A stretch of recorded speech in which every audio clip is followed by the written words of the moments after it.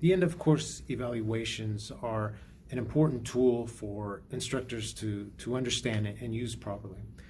To begin with, it's vital that the instructors inform the students that, hey, this is a powerful thing that we use, and their feedback is really important to us because we're going to then use that to improve our courses, to enhance it and make it that much better for subsequent students. And every semester we're trying to make it better and better.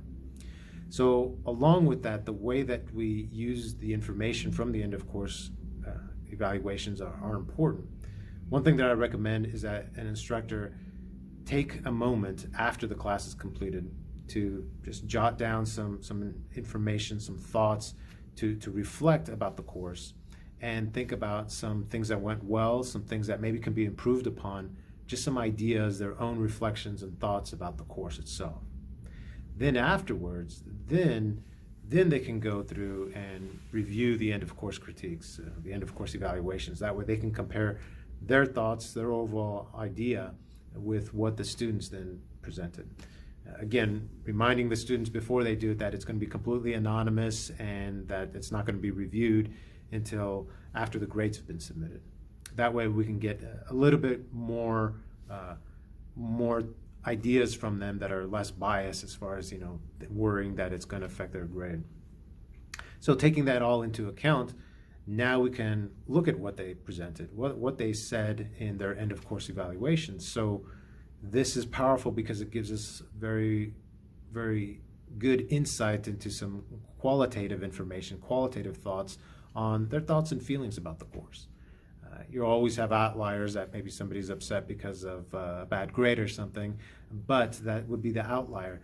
What we see by looking and reviewing the end of course evaluation is we tend to see some patterns, some ideas overall. What did most students think? What did a majority of people come out with? What did they feel? Did they really like something? Okay, you want to make sure that you continue doing that in your course. Did they not like something? Did they mention, hey, we felt that they didn't get enough information dealing with one topic, or they wanted more time on a project, something like that. This type of information you can look at and see patterns with the overall ideas of what your students give.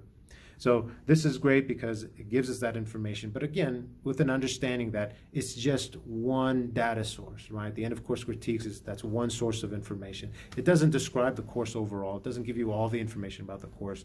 That's for sure. But it's one good, valuable source of information. Some other great sources of information would be one, like we said, your own reflections and thoughts about the course, as well as some observations from other people. You can definitely bring in a peer to do a course evaluation or an observation, that is, so that they can give you some insights on what they see. You can also bring in someone that isn't a peer, to get an even more unbiased observation about your course, just to give you some again, additional feedback on how things go, how you present, how the course seems, a review of your syllabus, those type of things.